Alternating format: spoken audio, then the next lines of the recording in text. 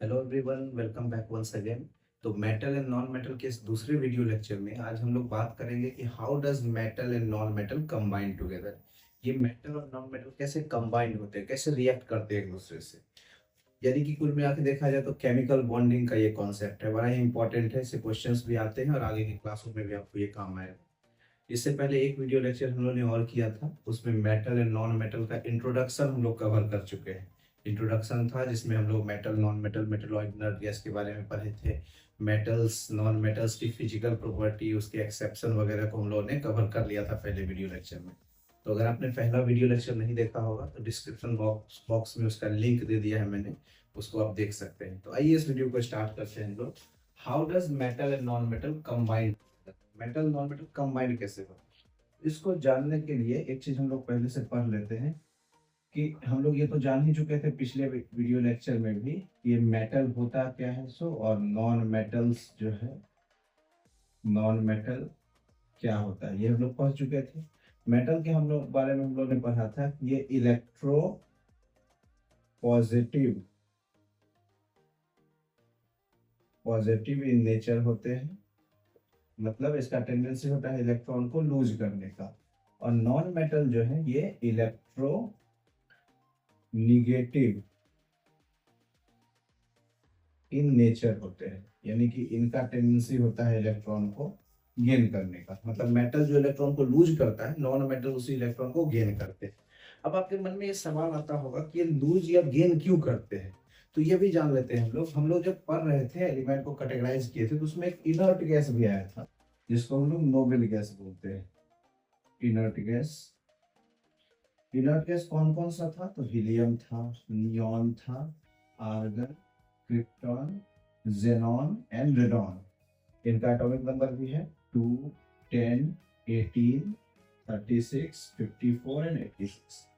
कोई भी एलिमेंट अपने इलेक्ट्रॉन को लूज करे या गेन करे, उनका अल्टीमेटली पर्पस ये होता है कि वो अपने सबसे नजदीक वाले इनर्ट गैसों के जैसा बन जाए। इस कोई भी एलिमेंट रहेगा, सपोज मैग्नीशियम है, उसका एटॉमिक नंबर 12 है, तो उसकी सबसे नजदीक का इनर्ट गैस है नियॉन, तो उन्हीं के जैसा बनना चाहेगा, इसके लिए 2 इलेक्ट्रॉन लूज करेगा। जैसे क्लोरीन है, तो उसका एटॉमिक नंबर 17 है, तो वो उसके नजदीक का इनर्ट गैस आर्गन हुआ, तो इसके जैसा बनने के लिए उसको इलेक्ट्रॉन को चाहिए, यानी गेन कर लेगा। और जो लूज किया वो मेटल, जो गेन किया वो नॉन मेटल। इसको पहले भी हम लोग समझ चुके हैं। तो अब देखते हैं कि अगर एक अकेला मेटल, अच्छा कोई भी रहेगा तो एटम के फॉर्म में ही, तो जैसे सिर्फ Na लिखे तो ये सोडियम का एक एटम है और ये न्यूट्रल नेचर का होता है। कैसे न्यूट्रल होता है? सोडियम का एटॉमिक नंबर 11 है, तो उसके पास इलेक्ट्रॉन की संख्या भी 11 होगी, प्रोटॉन की संख्या भी 11 होगी। और इलेक्ट्रॉन पर होता है निगेटिव चार्ज, प्रोटॉन पर होता है पॉजिटिव चार्ज, कुल मिला के इस पर चार्ज हो गया 0। तो ये न्यूट्रल है, यानी कि सोडियम का एक एटम है जो न्यूट्रल है। इस तरह से अगर सिर्फ एक क्लोरीन एटम की बात करें, इसका भी एटॉमिक नंबर 17 है, तो इसके पास भी इलेक्ट्रॉन होंगे 17, प्रोटॉन होंगे 17, इलेक्ट्रॉन पे निगेटिव चार्ज, प्रोटॉन पे पॉजिटिव चार्ज, इस पर भी कुल मिला के चार्ज 0, 0 चार्ज होंगे। तो ये भी अभी न्यूट्रल है, यानी जब ये सोडियम मेटल हो चाहे नॉन मेटल हो, जब अपने एटॉमिक फॉर्म में होता है तो सब न्यूट्रल ही होता है, कोई चार्ज नहीं होगा किसी पर। लेकिन न्यूट्रल होता है पर न्यूट्रल रहना नहीं चाहता है। अभी जैसा मैंने बताया कि रह बनना सब चाहता है किसके जैसा, तो नियरेस्ट इनर्ट गैस जैसा। तो जब ये दोनों आपस में कंबाइंड होंगे तो सोडियम भी चाहेगा नियॉन जैसा बनना और क्लोरीन भी चाहेगा आर्गन जैसा बनना। अब सोडियम को नियॉन जैसा बनना है तो उसके लिए इसको एक इलेक्ट्रॉन को लूज करना पड़ेगा। क्लोरीन को आर्गन बनना तो एक इलेक्ट्रॉन को चाहिए। तो जब ये कंबाइंड होगा, कुछ इस तरह से इसका स्ट्रक्चर अगर देखें तो सोडियम के पहले सेल में होता है 2 इलेक्ट्रॉन। ये इलेक्ट्रॉनिक कॉन्फ़िगरेशन है, आपने इससे पहले पढ़ा होगा, नहीं तो दूसरे वीडियो लेक्चर इस चैनल पर चेक कीजिएगा, आपको मिल जाएगा। दूसरे सेल में इसके होते हैं 8 इलेक्ट्रॉन और तीसरे सेल में इसका होगा 1 इलेक्ट्रॉन। इस तरह से अगर क्लोरीन की बात की जाए तो क्लोरीन के भी पहले सेल में 2 इलेक्ट्रॉन, दूसरे सेल में 8 इलेक्ट्रॉन और तीसरे सेल में 7 इलेक्ट्रॉन। अब इसको एक इलेक्ट्रॉन अगर लूज कर दे सोडियम को, इसका तो ये आउटर मोस्ट सेल ही खत्म हो जाएगा। अच्छा, आउटर मोस्ट सेल को हम लोग वैलेंस सेल बोलते हैं और उसमें प्रेजेंट इलेक्ट्रॉन को वैलेंस इलेक्ट्रॉन बोलते हैं। मतलब सोडियम के पास एक वैलेंस इलेक्ट्रॉन है और क्लोरीन के पास 7 वैलेंस इलेक्ट्रॉन है। तो सोडियम को ये अपना एक इलेक्ट्रॉन लूज कर दे तो उसका ये सेल ही खत्म हो जाएगा, वैलेंस सेल खत्म और नियरेस्ट इनर्ट गैस जैसा भी कॉन्फ़िगरेशन गेन हो गया। वही बात अगर क्लोरीन की करें तो क्लोरीन को अगर एक इलेक्ट्रॉन मिल जाए तो क्लोरीन का ये ऑक्टेट पूरा हो जाएगा, मतलब आउटर मोस्ट में 8 इलेक्ट्रॉन और उसको भी आर्गन का कॉन्फ़िगरेशन मिल जाएगा। तो जब ये कंबाइंड होते हैं ना तो सोडियम अपना एक इलेक्ट्रॉन डोनेट कर देता है क्लोरीन को, और एज ए रिजल्ट क्या हो जाएगा, तो चूंकि सोडियम लूज किया इलेक्ट्रॉन तो सोडियम पर चार्ज आ गया क्या, तो प्लस का, और क्लोरीन उसी इलेक्ट्रॉन को गेन कर लिया तो क्लोरीन पर चार्ज क्या आ गया, तो माइनस का। इसको हम लोग इसका स्ट्रक्चर भी बना करके दिखा सकते हैं। कैसे, तो सिर्फ वैलेंस सेल दिखाएंगे। सोडियम के वैलेंस सेल में एक इलेक्ट्रॉन और क्लोरीन के वैलेंस सेल में दो, दो चार, दो छह, एक सात इलेक्ट्रॉन। अब सोडियम अपना एक इलेक्ट्रॉन इसको डोनेट कर दिया है तो सोडियम पर चार्ज क्या आ गया, तो प्लस का, प्लस वन का, वन लिखे ना लिखे बराबर है, और क्लोरीन पर चार्ज क्या आ गया, माइनस का। और इस तरह से ये दोनों ही स्टेबल हो गए। तो अब यहाँ पर जो हमारा क्वेश्चन था कि how does metal and non metal combine together, तो कैसे कंबाइन हो, तो यहाँ पर गौर करेंगे हम लोग। देखिए इसका आंसर ये हम लोग बोल सकते हैं कि metals are electropositive in nature, non metals are electronegative in nature. When they combine together, then there is a transfer of electron take place between them, and as a result, a very strong bond formed between them called ionic bond. And these compounds are called ionic compound, and due to which these atoms get stable. इसी तरह से ये stable भी होते हैं और ये combined भी होते हैं। अब यहाँ एक बॉन्ड का जिक्र किए थे हम लोग, तो बॉन्डिंग को और डिटेल में समझेंगे, लेकिन एक दो और हम लोग समझ लेते हैं कैसे ये कंबाइंड हो रहा है। तो जैसे देखिए, अगर मान लीजिए हम लोग मॉलिक्यूल बना, फॉर्मूला लिखते हैं मैग्नीशियम ऑक्साइड का, तो ये मेटल है और ये नॉन मेटल है। अब ये दोनों कैसे कंबाइंड हुआ होगा आपस में, तो सोचिए।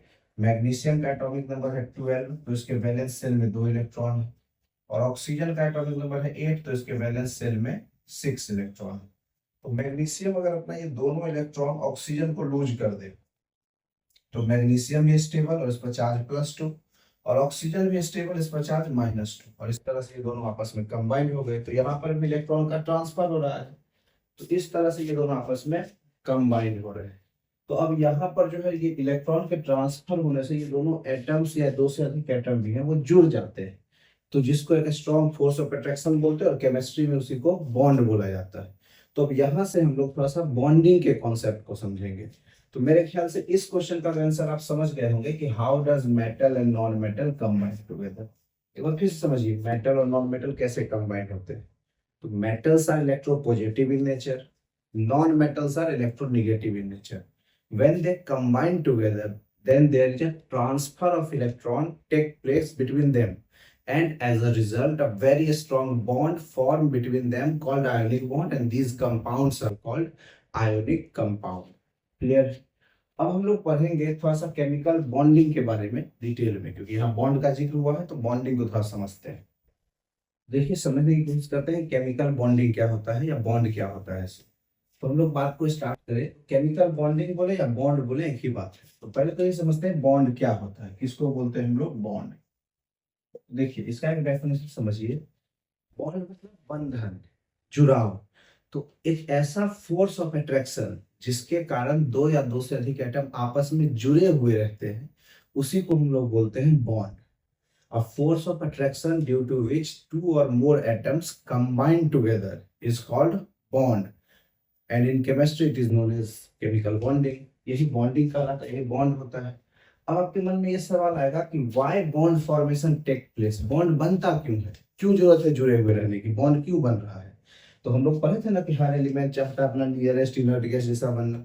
अब इनर्ट गैस जैसा बनने के लिए आपस में जुड़ता है, इलेक्ट्रॉन का ट्रांसफर वगैरह होता है। तो अगर ये क्वेश्चन पूछा जाए कि why chemical bonding take place या why bond formation take place, तो हम लोग क्या बोलेंगे, to attend nearest inert gas configuration by an individual atom bond formation does take place. मतलब हर इंडिविजुअल एटम अपना नियरेस्ट इनर्ट गैस के जैसा कॉन्फ़िगरेशन गेन करना चाहता है और इसी के लिए वो बॉन्डिंग करता है। ठीक है। अब ये बॉन्डिंग कितने तरह से होती है, तो बॉन्डिंग तब भी होगी जब दो एटम के बीच में या दो से अधिक एटम के बीच में इलेक्ट्रॉन का ट्रांसफरिंग हो, और बॉन्डिंग तब भी होती है जब दो या दो से अधिक एटम के बीच में इलेक्ट्रॉन की शेयरिंग हो जाए। तो इस तरह से देखा जाए तो बॉन्ड कई तरह के हो सकते हैं। तो थोड़ा सा हम लोग यहाँ टाइप ऑफ बॉन्ड पढ़ेंगे। बॉन्ड तो समझ गए हम लोग, अब समझते हैं हम लोग थोड़ा सा टाइप्स ऑफ बॉन्ड।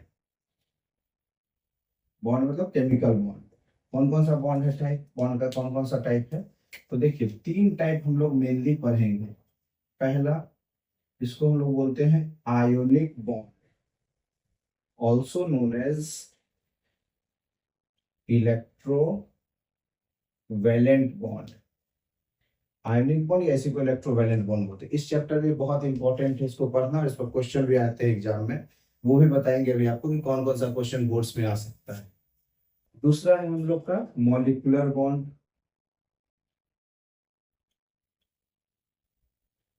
ये टाइप का बॉन्डिंग भी आपको अगले चैप्टर में कार्बन कंपाउंड में ज्यादा देखने को मिलेगा, लेकिन इसका कॉन्सेप्ट यहाँ भी सीख लेंगे हम लोग। तो molecular bond also known as covalent bond. और तीसरे टाइप का बॉन्ड जो होता है वो होता है कोऑर्डिनेट बॉन्ड।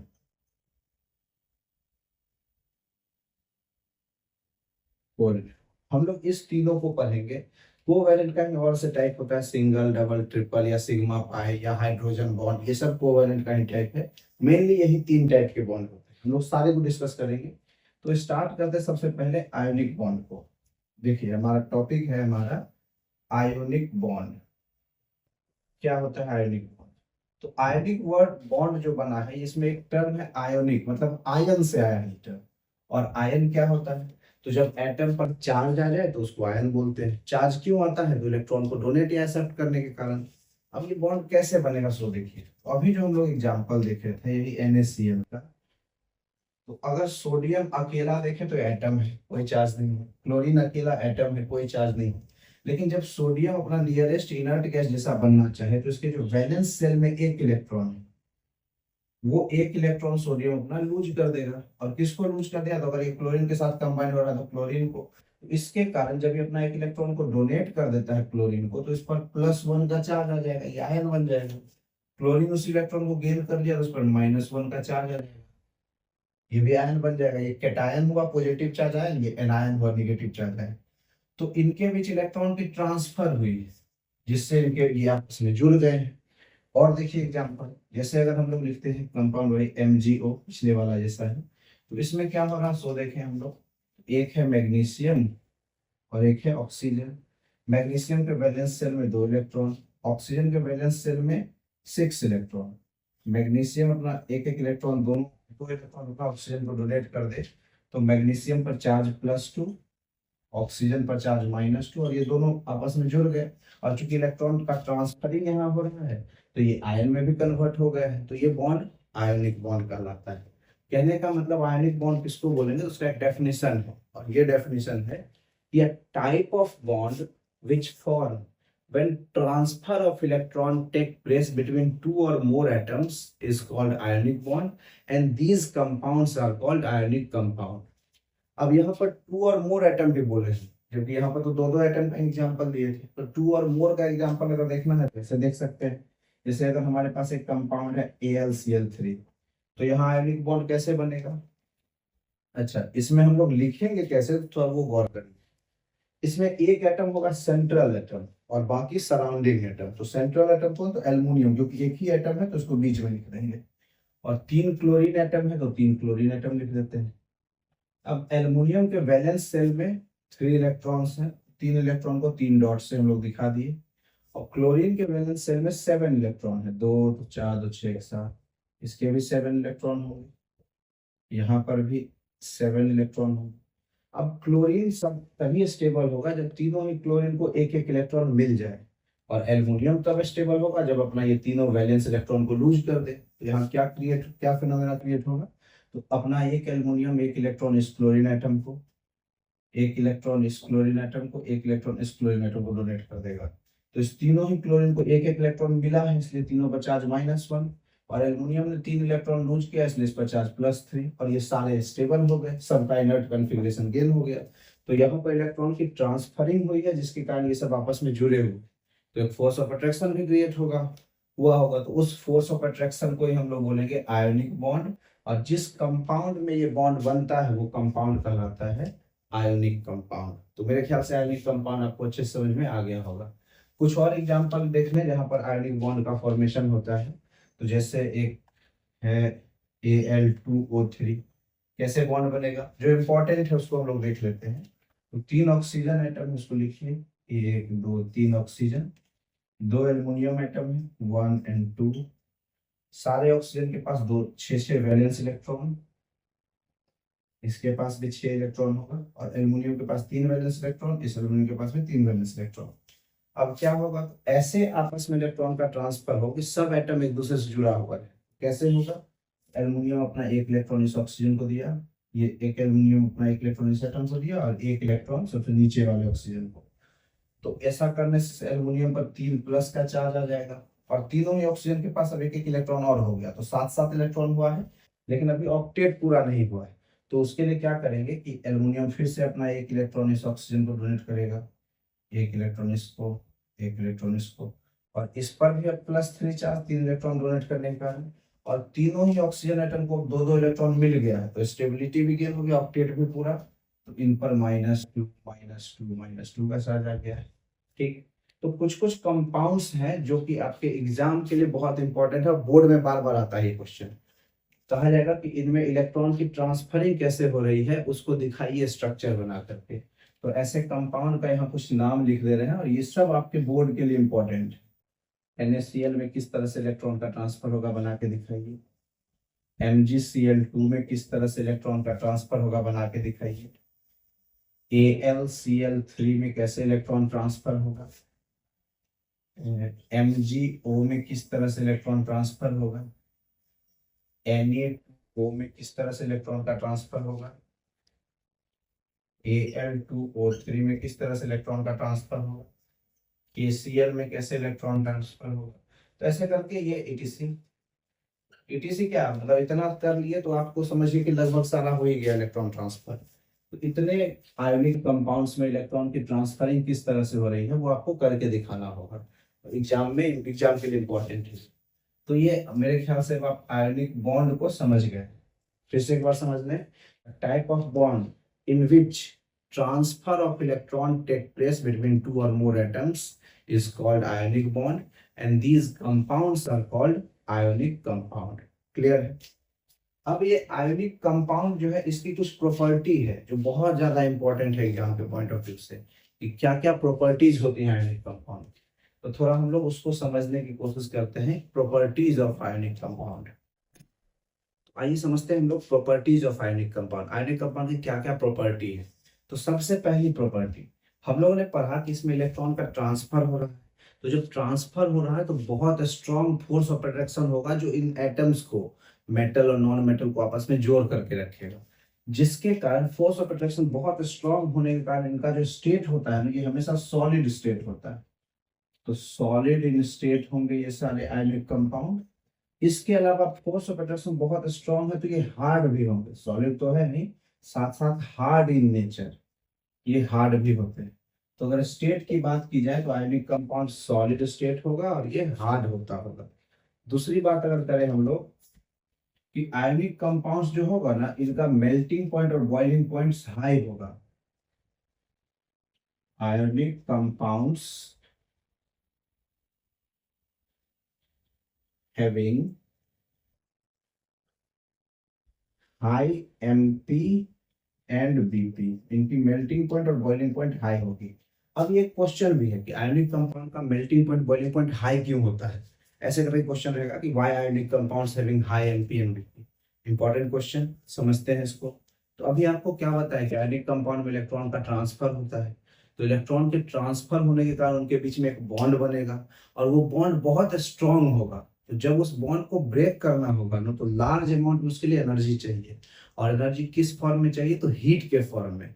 तो हीट के फॉर्म में एनर्जी चाहिए और लार्ज अमाउंट में एनर्जी चाहिए, इसलिए जितने भी आयनिक कंपाउंड्स हैं उनकी मेल्टिंग पॉइंट बॉइलिंग पॉइंट बहुत हाई होती है। इसको अगर हम लोग लिखना चाहे वर्ड में तो ऐसे लिख सकते हैं कि in ionic compound there is a transfer of electron take place between their atoms, and as a result a very strong bond form between them. To break this bond, there is a large amount of energy required in the form of heat, due to which ionic compounds having very high MP and BP। समझ गए। तीसरे point की बात अगर हम लोग करें, 2 point तो समझ गए, तीसरा पॉइंट की अगर बात करें तो दे आर बैड कंडक्टर होते हैं, बैड कंडक्टर ऑफ इलेक्ट्रिसिटी,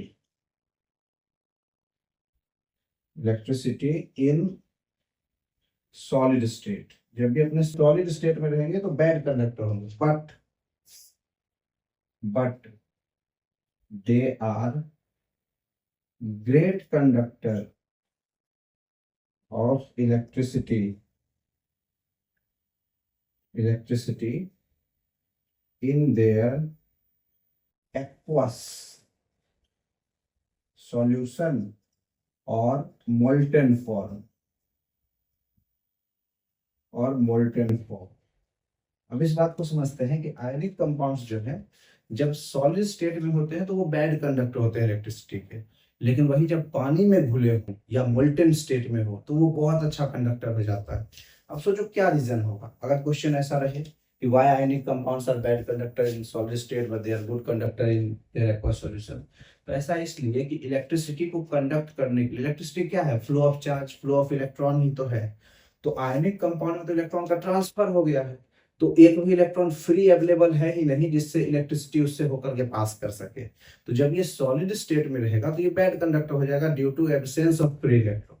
लेकिन जैसे ही ये आयनिक फॉर्म में आ जाए तब तो ये आयन में टूट जाएगा, और टूट जाएगा तो आयन के थ्रू तो इलेक्ट्रिसिटी अच्छे से कैरी हो सकता है, क्योंकि आयन तभी ना होगा या तो इलेक्ट्रॉन डेफिशिएंट होगा तो उससे इलेक्ट्रॉन पास कर सकता है, या तो इलेक्ट्रॉन एफिशिएंट होगा, इलेक्ट्रॉन ज्यादा है तो उससे भी इलेक्ट्रॉन पास कर सकता है। तो दोनों ही केस में यानी कि जब एक्वस फॉर्म में कर दें तो जो आयन बनता है वो इलेक्ट्रिसिटी का कैरियर हो जाता है, लेकिन जब सॉलिड स्टेट में रहेगा तो इलेक्ट्रॉन का ट्रांसफर हो गया है, फिर इलेक्ट्रॉन अवेलेबल ही नहीं है, इसलिए बैड कंडक्टर हो जाते हैं। तो मेरे ख्याल से ये पॉइंट भी आपको क्लियर हो गया होगा। और चौथा पॉइंट जो है वो ये है कि they are soluble in water, पानी में तो घुल जाते हैं, but they are not soluble in the organic solvent. पानी में तो घुल जाएंगे आयनिक कंपाउंड्स, लेकिन ऑर्गेनिक सॉल्वेंट में डिसॉल्व नहीं होंगे। ऑर्गेनिक सॉल्वेंट का मतलब जैसे पेट्रोल, डीजल, केरोसिन, ऑयल, ये सब ऑर्गेनिक सॉल्वेंट है, कार्बन टेट्राक्लोराइड, ये सब। तो इसमें क्यों नहीं डिसॉल्व होंगे? तो देखिए सॉल्युबिलिटी का एक रूल होता है, like dissolve like. Ionic compound में तो प्लस माइनस का चार्ज बना तो उसको पोलर बोलते हैं, जहां पोल बन रहा हो प्लस माइनस का। तो सॉल्युबिलिटी का एक रूल है कि लाइक डिसॉल्व लाइक, यानी जो पोलर है ना सॉल्यूट, वो पोलर सॉल्वेंट में ही डिसॉल्व होता है। वाटर भी पोलर है, क्योंकि वाटर का जब फॉर्मूला लिखते हैं तो वो H2O होता है, इसमें डाइपोल बनता है, ऑक्सीजन माइनस और हाइड्रोजन पर प्लस चार्ज। इलेक्ट्रोपोलिटिक ज्यादा है, ये कम है, ये हाईली इलेक्ट्रोनेगेटिव है, बहुत कम इलेक्ट्रोनेगेटिव है, तो यहाँ प्लस चार्ज देते हैं, माइनस चार्ज दे देते हैं। तो इसलिए ये पोलर है, तो जो पोलर होगा सॉल्वेंट वो पोलर सॉल्यूट को अपने अंदर डिसॉल्व कर लेगा। तो आयनिक कंपाउंड्स पोलर है क्योंकि प्लस माइनस यहाँ पे बनता है, NaCl है तो यहाँ माइनस यहाँ प्लस बनता है, ये डिसॉल्व हो जाएगा। लेकिन जो ऑर्गेनिक सॉल्वेंट होंगे जैसे अल्कोहल वगैरह, तो अल्कोहल तो नॉन पोलर है, C2H5OH, ये नॉन पोलर है, तो नॉन पोलर पोलर को अपने अंदर डिसॉल्व नहीं कर सकता। हाँ, ऑर्गेनिक सॉल्यूट रहेगा तो वो डिसॉल्व हो जाएगा, जैसे ग्लूकोज है C6H12O6, ये आसानी से अल्कोहल में डिसॉल्व हो जाएगा, केरोसिन में डिसॉल्व हो जाएगा, तो ये कर सकते हैं डिसॉल्व। लेकिन ionic compounds they are not soluble in organic solvent. तो ये चारों ही पॉइंट इंपॉर्टेंट है और मेरे ख्याल से चारों का एक्सप्लेनेशन भी आप समझ चुके होंगे। These are the properties of ionic compound. तो इस तरह से हम लोग ने आयनिक बॉन्ड फॉर्मेशन और आयनिक कंपाउंड की प्रॉपर्टी इसको कवर अप कर लिया है। अब हम लोग थोड़ा सा कोवैलेंट बॉन्ड और कोऑर्डिनेट बॉन्ड को पढ़ते हैं। अब समझते हैं थोड़ा सा हम लोग कोवैलेंट बॉन्ड क्या होता है। तो कोवैलेंट बॉन्ड को समझे उससे पहले आयनिक बॉन्ड को फिर से समझ लें। ये जो आयोनिक बॉन्ड था ये क्यों बना था या कैसे बना था? तो इलेक्ट्रॉन के ट्रांसफर होने से। और हम लोग ने गौर किया कि आयनिक कंपाउंड जो बनते हैं वो आयनिक बॉन्ड उसके कारण बन रहा है। और आयनिक कंपाउंड का जो नेचर है इसमें दो चीज होता है, मेटल और नॉन मेटल दोनों रहेगा। किसमें? तो इन आयोनिक कंपाउंड में। कहा जाए तो ये बोल सकते हैं कि आयनिक कंपाउंड्स का जो कंपोजिशन होता है वो मेटल और नॉन मेटल का होता है। मतलब देखिए सारा एग्जांपल तो मेटल नॉन मेटल दोनों था। अब कोवैलेंट बॉन्ड की बात करें तो उससे पहले एक एग्जांपल लेते हैं। जैसे अपने पास सपोज एक मॉलिक्यूल है H2O, ठीक। अब H2O में, या H2O तो फिर 3 एटम का हो गया, चलिए HCl ले लेते हैं पहले एग्जांपल। HCl, इसमें एक हाइड्रोजन एटम है और एक क्लोरीन एटम है। हाइड्रोजन के वैलेंस सेल में एक इलेक्ट्रॉन है, जबकि क्लोरीन के वैलेंस सेल में 7 इलेक्ट्रॉन है।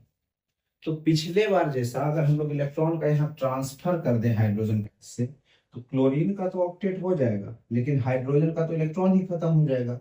जबकि हाइड्रोजन को भी तो हीलियम जैसा बनना है और क्लोरीन को बनना है आर्गन जैसा। तो इसके लिए दोनों को ही इलेक्ट्रॉन चाहिए कि तो यहाँ ट्रांसफर करना कोई विकल्प नहीं है हमारे पास। तो instead of transferring the electron they prefer to share their electron. एक और ऑप्शन है, ट्रांसफर ना करके शेयर कर ले, साझा कर ले। कैसे होगा साझा? तो इसको एक इलेक्ट्रॉन की कमी है, इसको भी एक इलेक्ट्रॉन की कमी है, तो अगर ये दोनों अपने एक एक इलेक्ट्रॉन को शेयर कर ले, साझा कर ले, मतलब हाइड्रोजन के इलेक्ट्रॉन पर क्लोरीन का भी अधिकार हो गया और क्लोरीन के इलेक्ट्रॉन पर हाइड्रोजन का भी अधिकार हो गया एक एक इलेक्ट्रॉन पे। तो अब इस हाइड्रोजन के पास कितना इलेक्ट्रॉन है? तो एक था और एक से सेम, 2 इलेक्ट्रॉन, डुप्लेट पूरा। क्लोरीन के पास कितने इलेक्ट्रॉन होगा? तो 7 था, एक शेयर करके 8, आउटर मोस्ट में 8, यानी टोटल 18 कन्फिग्रेशन पूरा हो गया इसका भी, नियरेस्ट इनर्ट गैस का। तो इस तरह से इलेक्ट्रॉन की यहाँ ट्रांसफरिंग नहीं हुई है, यहाँ पे इलेक्ट्रॉन की शेयरिंग हुई। और ये शेयरिंग में भी तो जुड़ा हुआ ही है एटम। तो ये शेयरिंग करने से जो बॉन्ड बना है, उसी बॉन्ड को हम लोग बोलते हैं कोवैलेंट बॉन्ड, या also known as molecular bond. अच्छा, चूंकि मॉलिक्यूलर बॉन्ड बन रहा है इसलिए HCl को हम लोग मॉलिक्यूल बोल सकते हैं। अब आप समझिए, मॉलिक्यूल उसी को, जैसे NaCl को मॉलिक्यूल नहीं बोलेंगे लेकिन HCl को मॉलिक्यूल बोलेंगे। ऐसा क्यों? तो मॉलिक्यूल उसी को बोलते हैं जहां मॉलिक्यूलर बॉन्ड बनता है। मॉलिक्यूलर बॉन्ड मतलब कोवैलेंट बॉन्ड। तो यहाँ मॉलिक्यूलर बॉन्ड बना है इसलिए मॉलिक्यूल। पहचानेंगे कैसे कि कहाँ मॉलिक्यूलर बॉन्ड बन रहा है और कहाँ आयनिक बॉन्ड बन रहा है?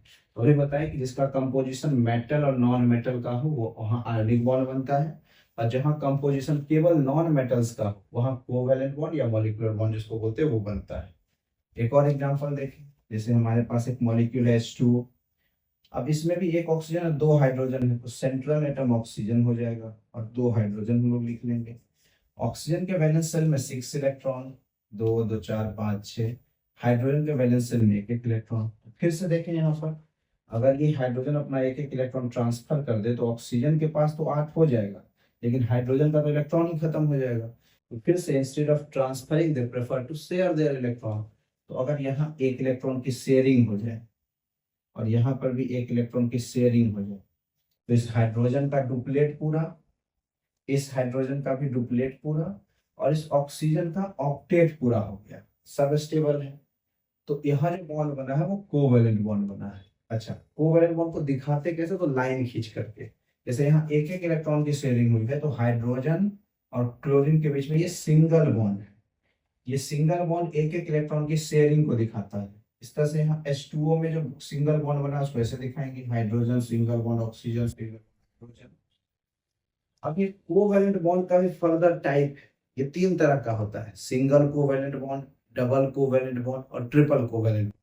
यानी अगर एक एक इलेक्ट्रॉन की शेयरिंग हुई है तो सिंगल बॉन्ड, 2 2 इलेक्ट्रॉन की शेयरिंग हो रही है तो डबल बॉन्ड, और 3 3 इलेक्ट्रॉन की शेयरिंग हो रही है तो ट्रिपल बॉन्ड। जैसे एग्जांपल, अगर अपने पास एक मॉलिक्यूल है O2, कैसे समझिए इसको मॉलिक्यूल क्यों बोल रहे हैं? क्योंकि मॉलिक्यूलर बॉन्ड बन रहा है।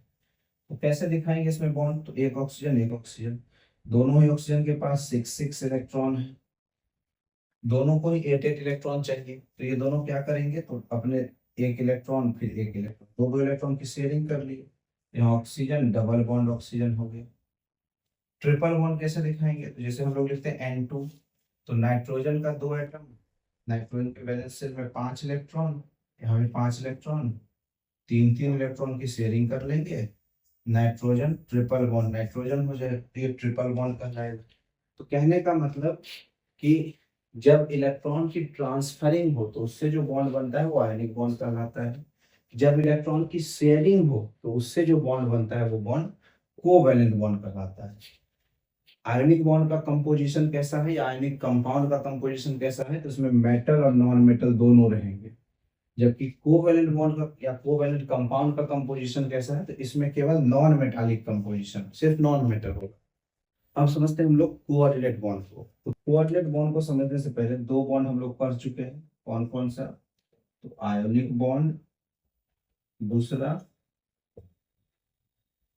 Covalent bond. और हम लोग ने जब इसको पढ़ा तो ये समझ गए थे कि आयनिक बॉन्ड में किसके किसके बीच बॉन्ड बनता है, तो मेटल प्लस नॉन मेटल के बीच में। कोवेलेंट बॉन्ड में non metal plus non metal के बीच में बॉन्ड बनता है।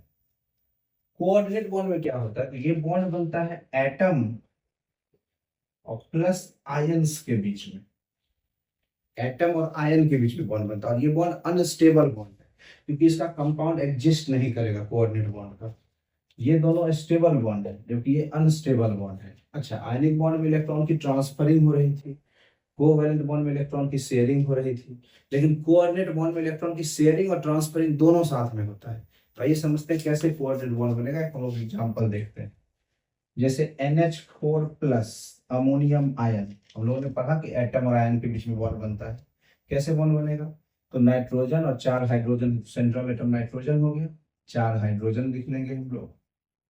नाइट्रोजन के वैलेंस शेल में 5 इलेक्ट्रॉन, 2 3 4 5, और सारे हाइड्रोजन के वैलेंस शेल में एक एक इलेक्ट्रॉन तो होते ही।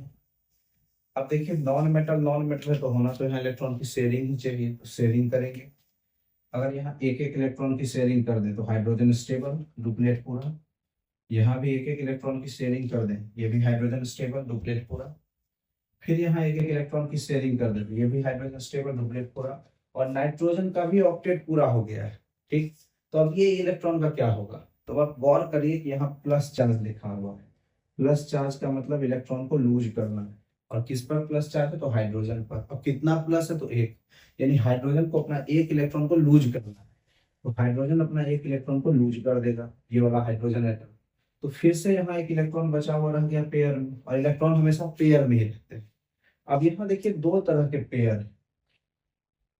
ये जो पेयर है ये तीनों, इसमें एक इलेक्ट्रॉन नाइट्रोजन एक इलेक्ट्रॉन हाइड्रोजन का है, जबकि यहाँ के पेयर में देखें दोनों इलेक्ट्रॉन नाइट्रोजन के। तो ये जो पेयर है जिसमें एक ही एटम के 2 इलेक्ट्रॉन हैं, उसको हम लोग बोलते हैं लोन पेयर। ठीक, एक इलेक्ट्रॉन के ही, एक एटम के ही 2 इलेक्ट्रॉन के पेयर को बोलेंगे लोन पेयर। जबकि ये तीनों जो पेयर है, ये तीनों पेयर अगर की बात करें तो यहाँ पर अलग अलग एटम के इलेक्ट्रॉन के पेयर है, जिसको बोलते हैं हम लोग शेयर्ड पेयर। ये जो हो गया शेयर्ड पेयर है। तो इसमें यही देखा जाता है कि कितने एलपी और कितने एसपी हैं। तो लोन पेयर एक है और शेयर्ड पेयर 3 है। अब आपके मन में हो सकता है ये ख्याल है कि ये इलेक्ट्रॉन लूज किसको किया, कहाँ लूज कर दिया। अभी तो हम लोगों ने समझा ना कि ये अनस्टेबल बॉन्ड है, ये आयन है, तो ये तो नेचर में एग्जिस्ट भी नहीं करता है। इसको एक इलेक्ट्रॉन लूज करना है, तो जिसको भी एक इलेक्ट्रॉन की जरूरत होगी उसके साथ ये कंबाइन कर सकता है। सपोज क्लोरीन है, तो क्लोरीन को एक इलेक्ट्रॉन चाहिए, तो ये अपना एक इलेक्ट्रॉन क्लोरीन को डोनेट कर लेगा और दोनों मिला करके एक बॉन्ड बना लेगा NH4Cl, और ये एक कंपाउंड बन जाएगा। इस कंपाउंड में जो है, आप गौर करिए कि शेयरिंग भी हो रहा होगा, ट्रांसफरिंग भी हो रहा होगा, तो ये कोऑर्डिनेट बॉन्ड बनेगा इसमें, ये अनस्टेबल है। इसी तरह से और बात करें अगर हम लोग, जैसे अगर हम लोग लिखते हैं H3O प्लस हाइड्रोनियम आयन का, कैसे बॉन्ड बनेगा, एक ऑक्सीजन है और 3 हाइड्रोजन एटम है। ऑक्सीजन के वैलेंस शेल में 6 इलेक्ट्रॉन और हाइड्रोजन के वैलेंस शेल में एक एक इलेक्ट्रॉन। तो अगर हाइड्रोजन इसके साथ एक इलेक्ट्रॉन का शेयर कर ले तो हाइड्रोजन का डुप्लेट पूरा, ये भी हाइड्रोजन एक इलेक्ट्रॉन शेयर कर ले तो इसका भी डुप्लेट पूरा, और ऑक्सीजन के पास भी 8 इलेक्ट्रॉन हो गया। अब यहाँ गौर करें, ऑक्सीजन को अपना एक इलेक्ट्रॉन को लूज करना है, तो कैसे लूज करेगा, देखिए अगर एक इलेक्ट्रॉन हाइड्रोजन लूज कर दे तो फिर से ऑक्सीजन के पास 7 इलेक्ट्रॉन ही है। अब फिर से यहाँ इलेक्ट्रॉन की शेयरिंग कर देंगे, तो जब शेयरिंग कर देंगे तो इस हाइड्रोजन का भी डुप्लेट पूरा, तीनों ही हाइड्रोजन के डुप्लेट पूरे हो गए, और ऑक्सीजन का भी इलेक्ट्रॉन जो है अब 8 ही रहा, ये तो लूज ही हो गया है, गिन ले 2 2 4 2 6 2 8। क्लियर, तो इसमें से ये जो पेयर है ऑक्सीजन के ही इलेक्ट्रॉन का पेयर है, तो ये LP कहलाएगा, लोन पेयर। और ये तीनों जो पेयर ऑफ इलेक्ट्रॉन है, इसमें एक इलेक्ट्रॉन हाइड्रोजन और एक इलेक्ट्रॉन ऑक्सीजन का है, तो ये SP कहलाएगा, मतलब शेयर्ड पेयर। तो इस तरह से लोन पेयर शेयर्ड पेयर बन रहा है। इस तरह से आप OH माइनस का खुद भी बना सकते हैं, ट्राई करके देखिएगा कैसे बनेगा। सो तो तीसरा बॉन्ड कोऑर्डिनेट बॉन्ड भी हम लोग का क्लियर। अब तीनों ही बॉन्ड को एक बार फिर से समझा दें कि एक ऐसा बॉन्ड जो तब बनता है जब एटम के बीच में इलेक्ट्रॉन का ट्रांसफर हो रहा हो, उस बॉन्ड को बोलते हैं आयनिक बॉन्ड। और इस कंपाउंड को बोलते हैं आयनिक कंपाउंड। इसका कंपोजिशन मेटल और नॉन मेटल का होता है, ये बहुत स्ट्रॉन्ग बॉन्ड है क्योंकि कंप्लीट ट्रांसफर इलेक्ट्रॉन हो रहा है। कोवैलेंट बॉन्ड, ये जो बॉन्ड है ये तब बनता है जब दो या दो से अधिक एटम के बीच इलेक्ट्रॉन की शेयरिंग हो रही है, तो बॉन्ड कोवैलेंट बॉन्ड कहलाता है, और कंपाउंड कोवैलेंट कंपाउंड कहलाते हैं। जो शेयरिंग हो रहा है वहां जो बॉन्ड बन रहा है या वहां जो फोर्स ऑफ अट्रैक्शन है वो आयनिक बॉन्ड से वीक है, इसलिए कोवैलेंट बॉन्ड जो है वो वीक बॉन्ड है as compare to ionic bond. जानेंगे कैसे कि यहाँ कोवैलेंट बॉन्ड बन रहा है, तो कंपोजिशन उस कंपाउंड का नॉन मेटल का होगा, केवल नॉन मेटल होगा तो कोवैलेंट है। और तीसरा रहा कोऑर्डिनेट बॉन्ड, तो इसमें जो है एटम और आयन के बीच में बॉन्ड बनता है, यहाँ शेयरिंग भी होती है इलेक्ट्रॉन की और ट्रांसफरिंग भी होती है।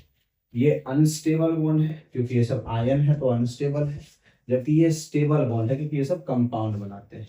तो इस तरह से मेरे ख्याल से आप आयोनिक, कोवैलेंट और कोऑर्डिनेट तीनों ही तरह के बॉन्ड को बहुत अच्छे से समझ गए होंगे। प्रॉपर्टीज ऑफ आयोनिक कंपाउंड भी आपका क्लियर है।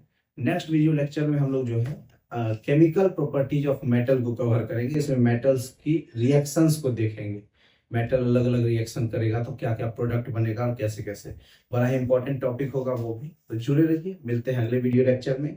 बहुत बहुत धन्यवाद।